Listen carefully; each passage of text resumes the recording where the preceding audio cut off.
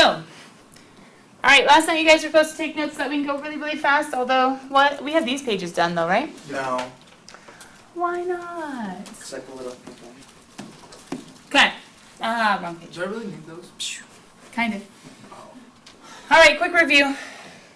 Zhoop. Inverse trig functions, remember the x's or y's are switched, but another way of writing that is to go ahead and say sine inverse of x equals y. We can put it either way, either with the x's and y's switched or with that little inverse in there. Remember that sine, cosine, and tangent and the rest technically to be made invertible. The inverse function itself is defined to be restricted. What quadrants would sine be looking for angles in if it's negative pi over 2 to pi over 2?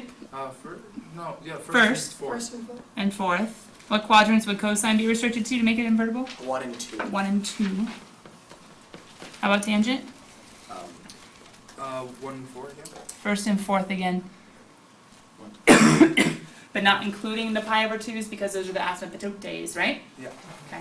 So then when we get down to the bottom, I don't know if you guys actually already evaluated, but what would the answers be for arc sine? Hey, AP tip, arc sine is the exact same thing as Sine inverse. Sine inverse. So arc sine or sine inverse of negative 1/2, the only one appropriate answer would be? Negative pi over 6. Sine is the little one, so if it goes down just a little bit, that would be negative pi over 6. True. Remember, all the derivative rules, etc., are based upon radians, not degrees. There was this whole exercise a couple homeworks ago. That was really good to show that, but we're just going to memorize that.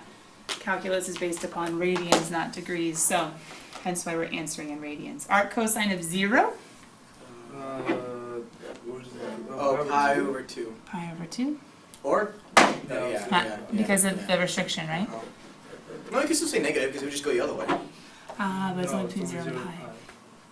Oh. Yeah. Yeah. And then arc tangent, root 3. Wait, root 3, that would be root 3 over 2 over 1/2. That would be when sine is root 3 over 2 and cosine is 1/2. And where is sine? Pi over 3. Root 3 over 2? Yeah, pi over 3. Pi over 3. You're so much faster at that than I am. AKA, we need to know our Unit circle. unit circle. I only know that because the one with all the 3's is a 30 degree, which is pi The over only reason I knew that is because pi over All the 6 in the other example was the half. So it had to be the other one. I need to memorize tangent because I always have to redo it in my head. I don't know if you need to memorize. Yeah, You mean like this? I had to like go through that. I'd go through that. Yeah. I don't think that's necessarily bad though.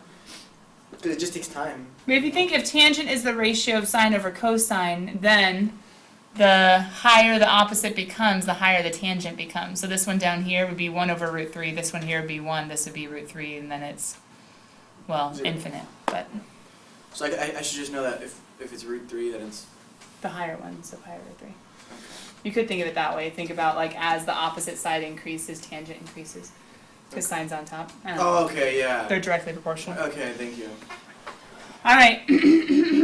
So we already technically, we're talking, bless you, about sine. So arc sine only goes from here to here. Arc cosine only goes from there to there, right? It's the sine curve flipped, cosine curve flipped. The most important one is this one for the AP, especially CalcBC. I know I'm about to start somewhat mass chaos because you're like, wait a minute, if we're adding to forevers, where are our endeavors? I know. Oh, number A. I'm not that excited for Endeavor, so take your time. Oh, okay.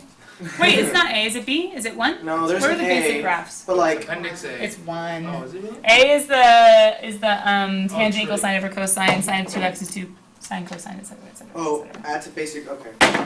Basic graphs. I feel like it was there already. It might have been. But Last year we had to add it. You guys. Tangent inverse is Yes. currently there.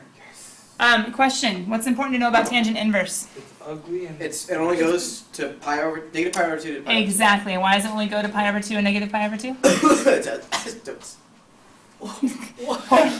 vertical asymptotes become horizontal asymptotes. What? Oh my goodness! So if it's horizontal asymptotes, if I have the limit as x goes to infinity of tangent inverse of x, do I need to freak out? No, because what is the limit as x goes to infinity of tangent inverse of Pi x? over 2. Nice! And as you go to negative infinity, it'll be But nice. what if you go to... Never mind. I was trying to apply squeeze there. Zero but I be forgot zero. how. You're silly. I forgot Alright. how to apply squeeze there. Oh, this one was Derivative fun. of inverse functions. Ah, stink. The AP loves to ask this one, right? No, I remembered it. I was like. Wait, Miss D, freaking do we out. need to know I the- remember it. The secant, cosecant, secant, and cotangent graphs? I haven't seen them test on the AP your knowledge of those graphs. This is the main one that they test. So, But that doesn't mean that it can't appear. So we should or should not write down the other ones.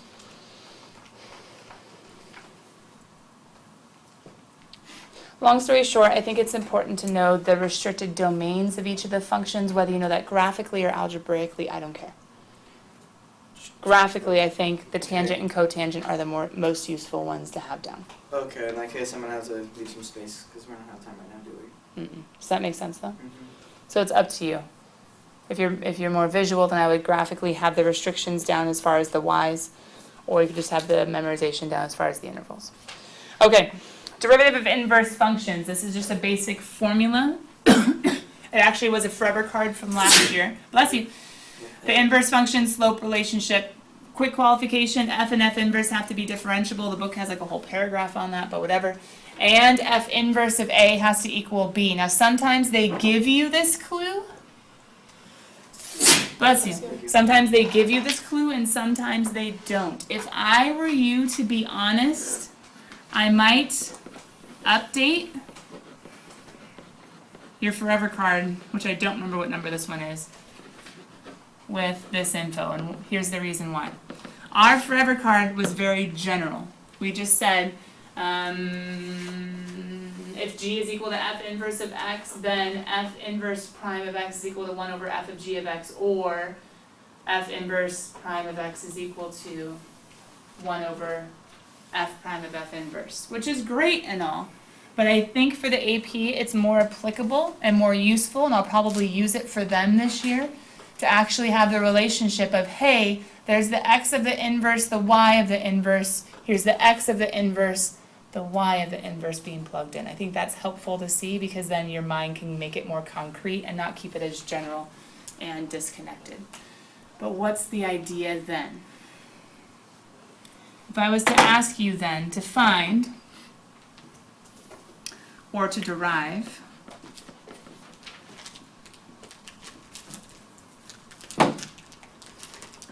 find f inverse prime of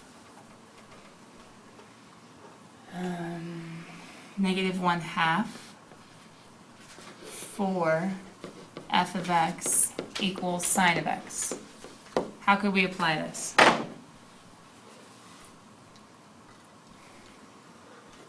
What don't I have before we even take the derivative? Yes. No, I don't know how to say it. We have a, We don't We have don't B. have but we don't have b. Yeah. So then I can say, okay, what's f inverse of negative 1/2? What's sine inverse of negative 1? Hey, we just did that one. What was it again? Negative pi over 6. Negative pi over 6. Did I not put a negative? Okay. I did, for sure, for sure. I don't know why my mind just spaced. Or spazzed, or something. Now how do I use this to solve? 1 over f prime of sine inverse of negative pi over x.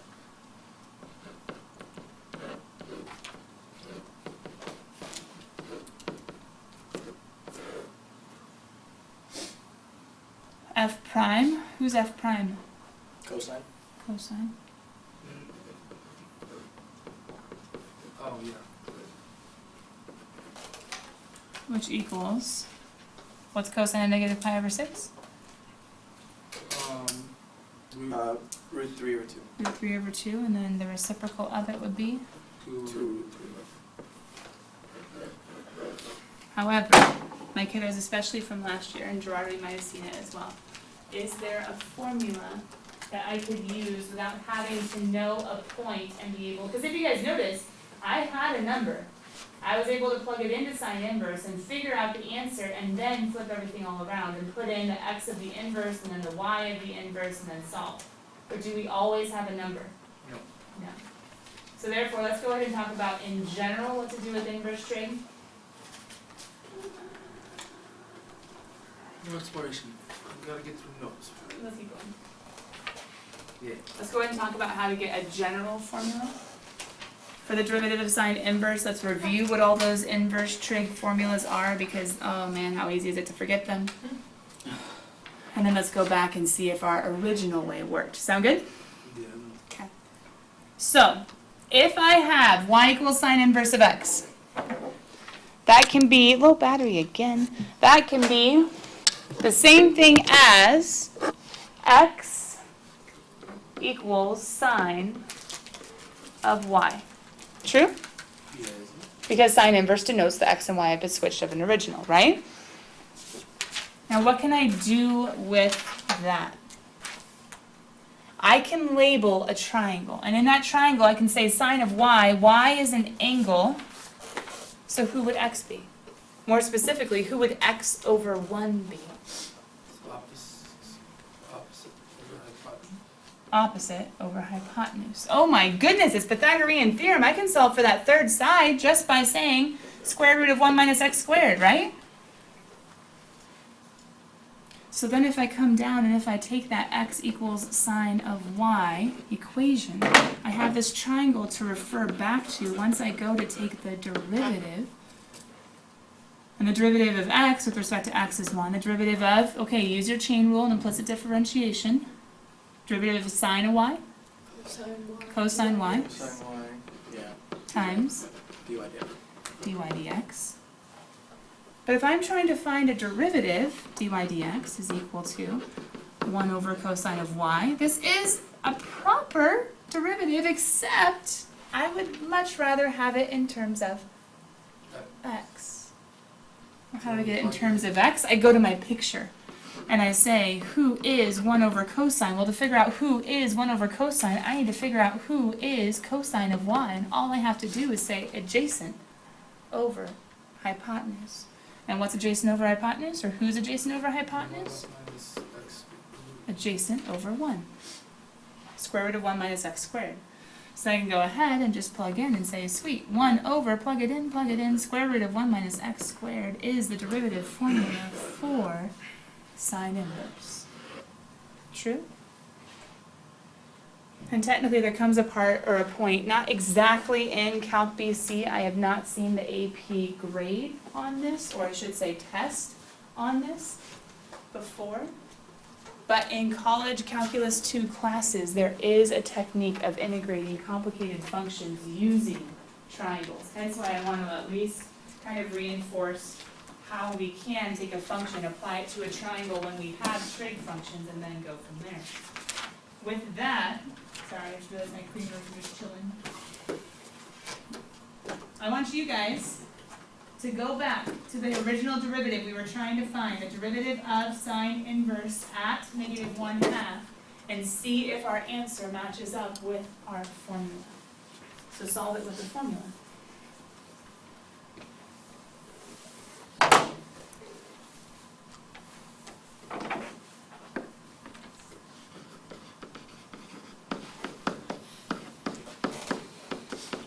It's the sine inverse of y equals x, right? What? Sine inverse of y equals x. Yes. For the inverse relation. But we can just plug into the formula. You could use the triangle again, Gerardo, but since we have the formula, that's what we're kind of just looking at. I think I did something wrong. Oh, I definitely did something wrong.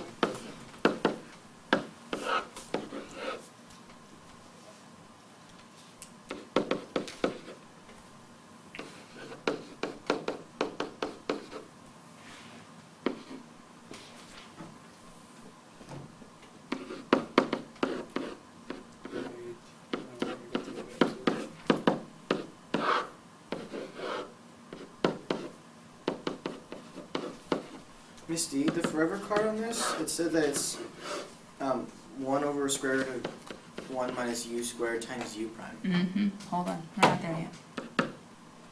4 minus 1 over 4 would be 3 over 4, And which ends up 3 over being 2, and 2 over root 3. Okay. Is that our answer for? Yep. I couldn't remember. Does that make sense? But that also shows you this took more time than the other way, right? So maybe if we're deriving sine inverse at a value, and if it's a unit circle value, we could go ahead and use the whole 1 over f prime of f inverse of x, and maybe it would be faster. AP strategy, I don't know. Do you think that's easier than just plugging in? Oh, because plus 2. I know. What is it with 7? It's not 9.5. Oh, I read it wrong. Okay, thanks for catching it. Does that make sense?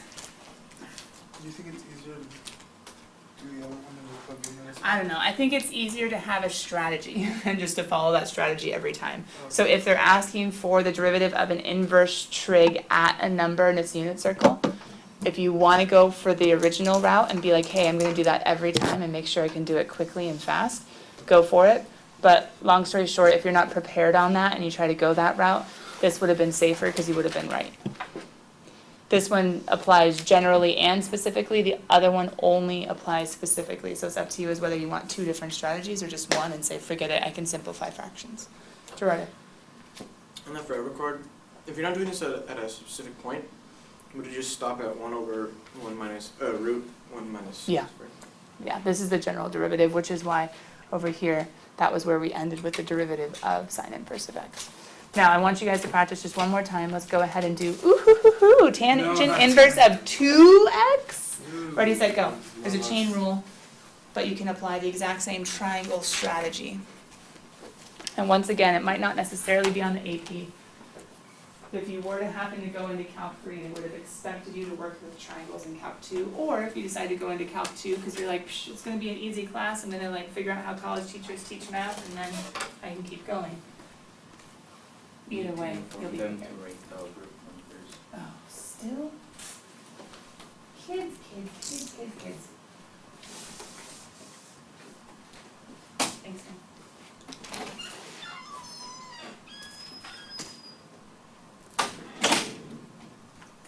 You guys write your group numbers, right? 1. Just kidding. I actually do write 1 every time. Same. Right here.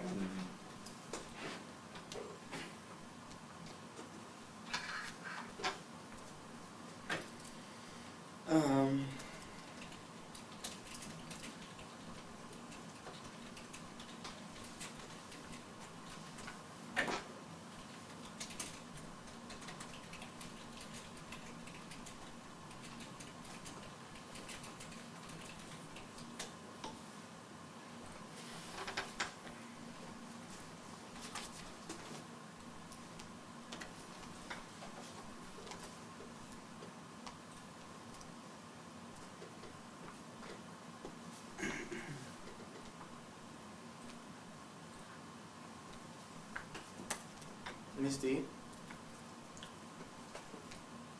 Yeah. this is y equals tangent inverse of 2x. But on that last one, you had y equals, Yeah, but still use the same strategy in the sense that you can still rewrite it to say x is equal to tangent inverse of 2y. Not 10. No, not tangent inverse, thank you. just regular tangent? 2y? You did 2y? Uh-huh. Right? Switch to x and y. Yeah. Oh, Okay. can you do that? I just want to do the triangle part. How you do the Can you triangle? legally do that? Yeah, because an inverse just means switch x and y, right?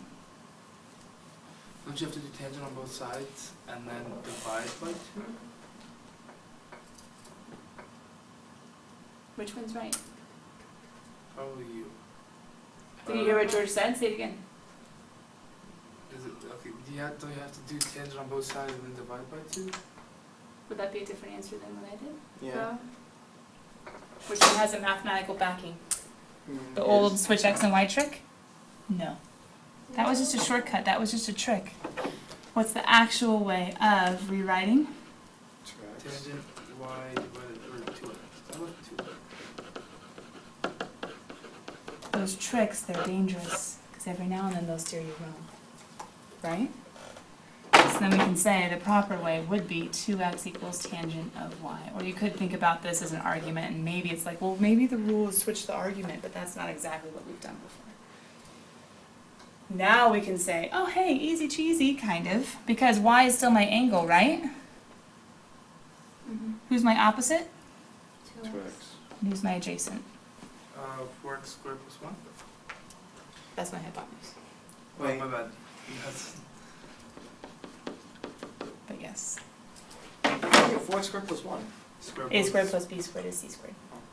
Okay. A squared plus b squared is c squared, right? How do you find out x's? George, do you square root it? Dang it. Huh? I knew there was a square root. Gerardo, what'd you say? So it's Square root squared is just a... tangent equals 2x over y. Mm-hmm. 2x over 1, but yeah. Does that make sense? So opposite over adjacent, plug in, plug in. Then we can go ahead and what are we doing? Implicitly deriving. Why didn't you move over the 2? Well, This is- because I wanted tangent of y to be able to fill in my triangle. I didn't want the 2 over here. That wasn't going to help. Tangent of, what do you mean you want a tangent of y? I wanted to fill in my triangle with who tangent of y was, the opposite and the adjacent. So there was no purpose in moving the 2 over. Because I was wanting tangent, so I could say, hey, you're opposite, hey, you're adjacent. I could fill in appropriately. So I can go ahead and take the derivative, and I get 2 is equal to, come on, cool kids, derivative of tangent, Secant squared. secant squared of y times dy dx.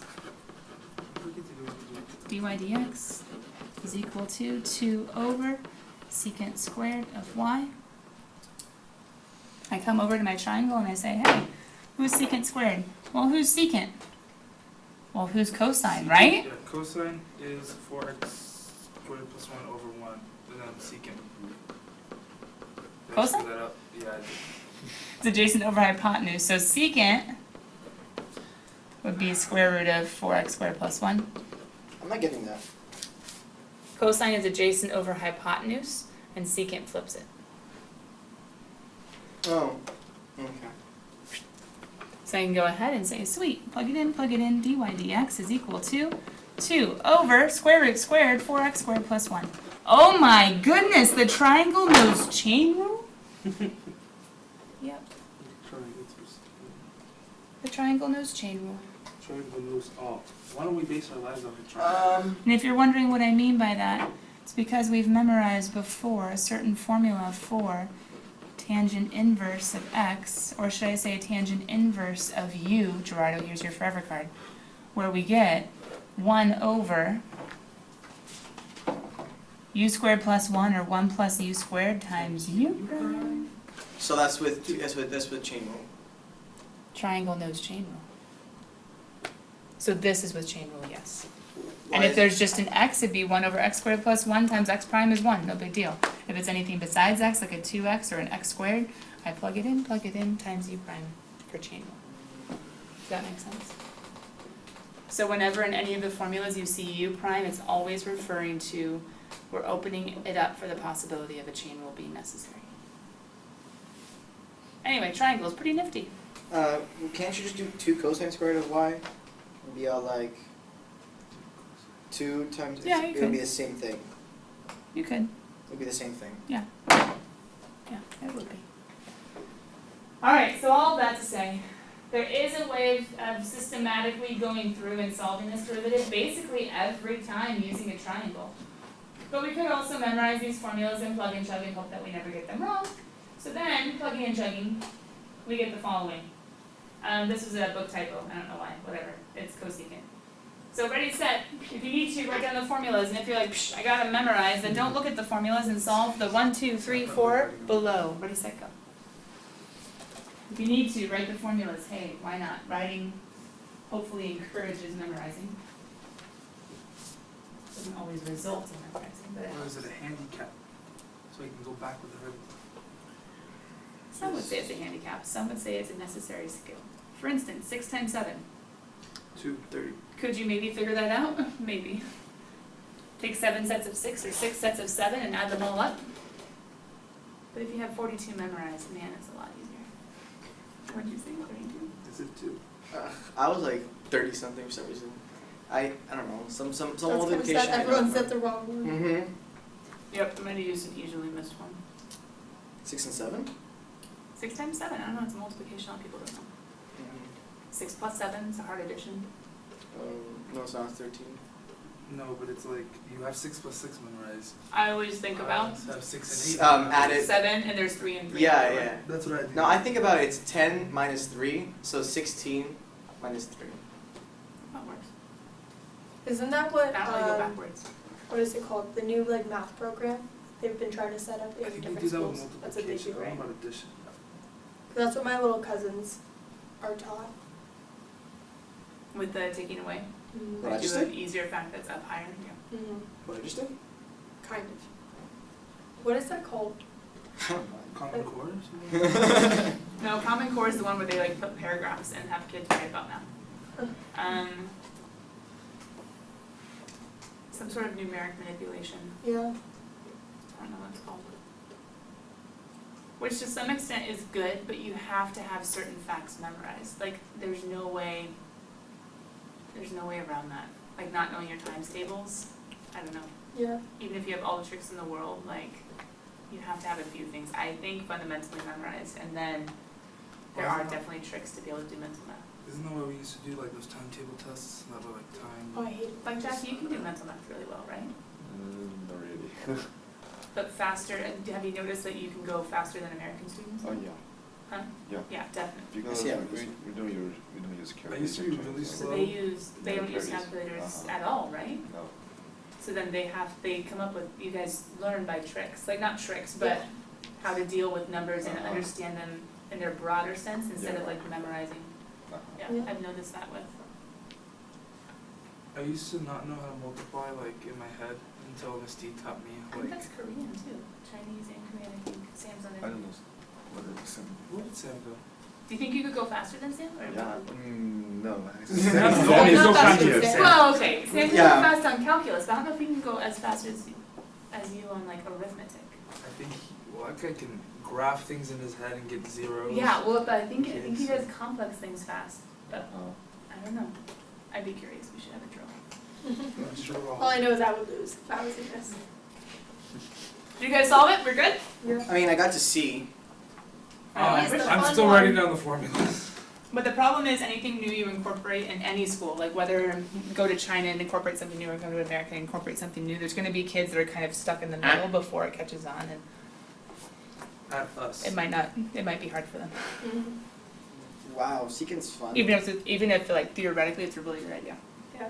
So I don't know. Chain rule. I hate writing arc sign. It like kills me. You can do sign inverse, you don't have to know. write arc I sign. know, I just like hate it. Like whenever I read it, I'm just like, just 2 over square root of 1 minus 2 over the Square. square root. Oh, those are 5. easy ones. Arctangent, 3 over 1 minus, 1 plus 9x squared or 9x squared plus 1. Yeah. Arc sine Arc sine, is it? of square root of x. Uh-oh. Oh, I got 1 over 2 root of x over 1 minus, square root of 1 minus x. can you just keep it like that? X. Because we'd have root x squared, right? Yeah.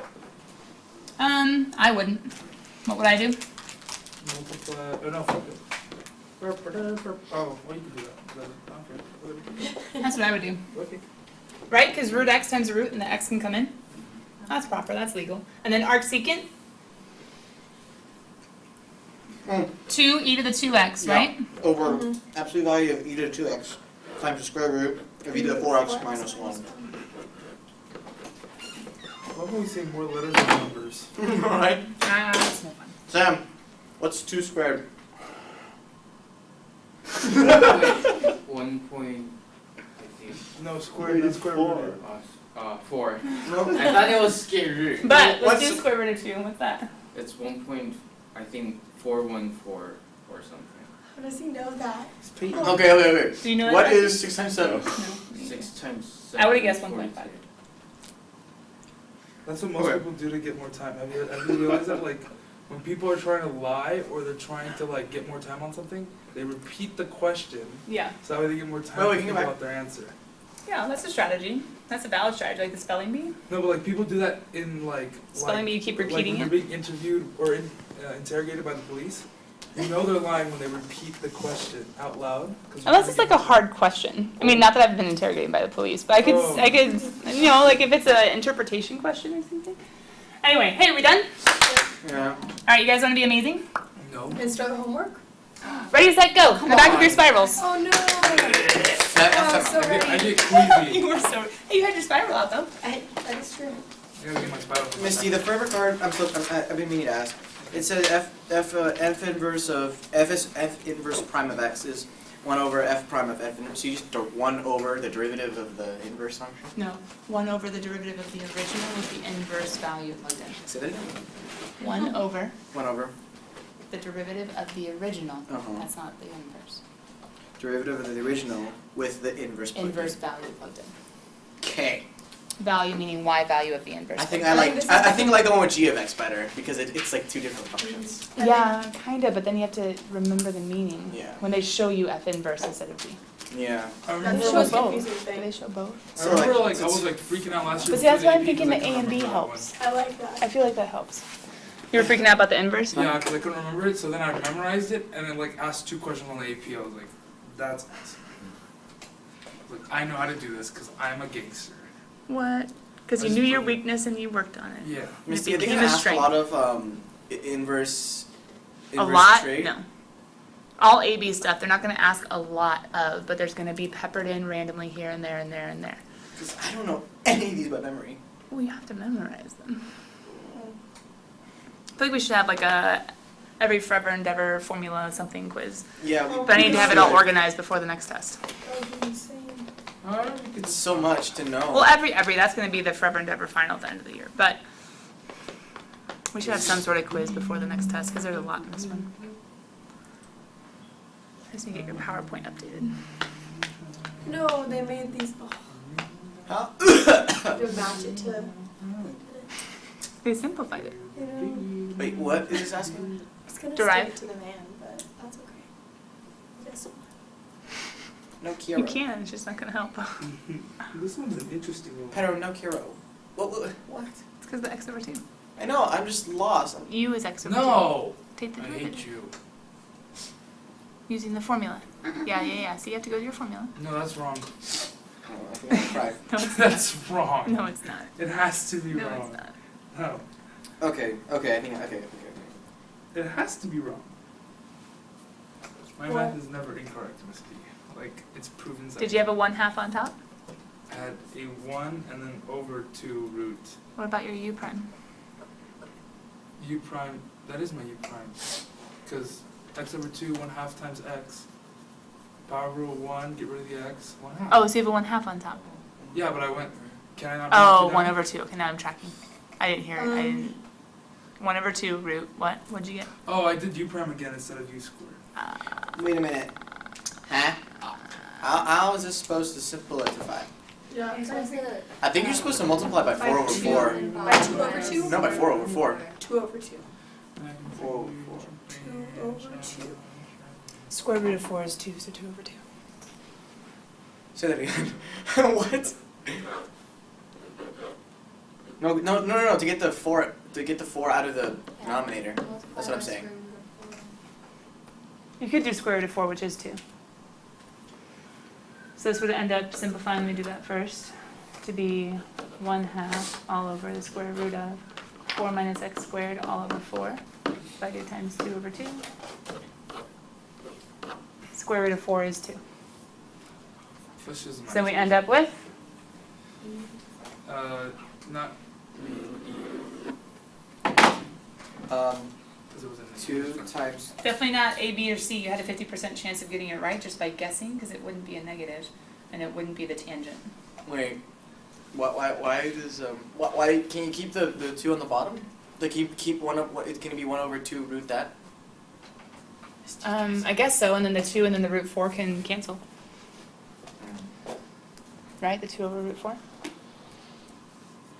Did you guys keep going though? You kept going, right? Just keep swimming, just keep swimming, just keep swimming.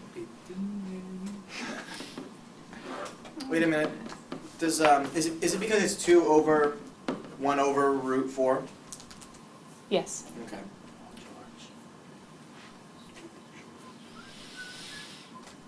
I don't like these because it's always so hard. You have to squish everything together, Yeah. put it on one line, or you have to make it super Huge big writing and fit it like on these, 2 it's lines. really rough.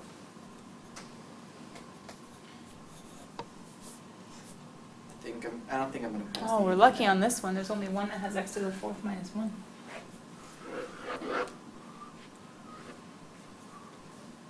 And it's an easy one. Because you can get rid of the absolute value, right? Because it's squared. You need the absolute value on the outside. It looks like a cube, by the way. Oh, I see what you're saying. I actually don't know why the absolute value is gone.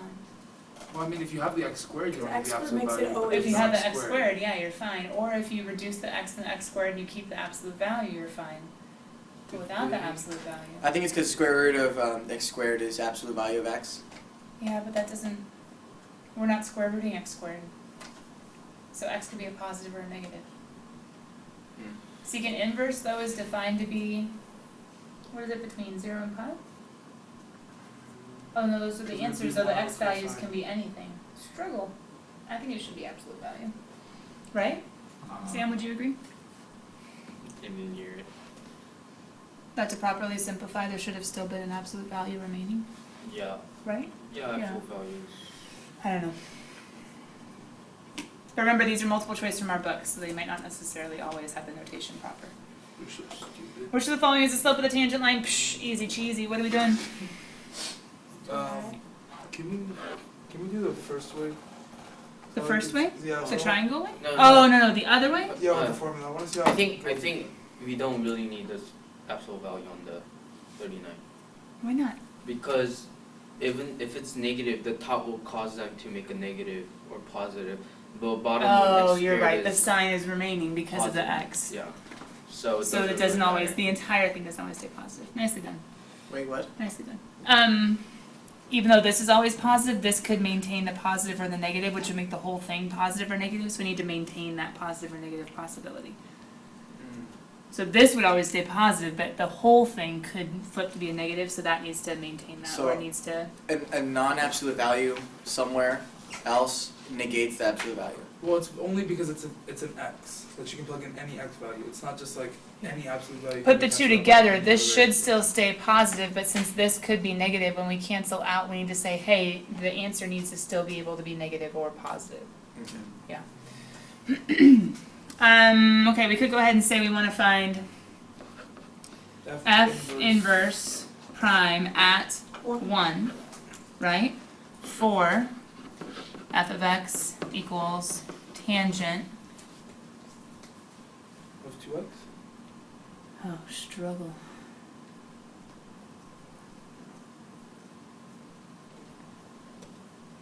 It would have to be 2y tangent of x.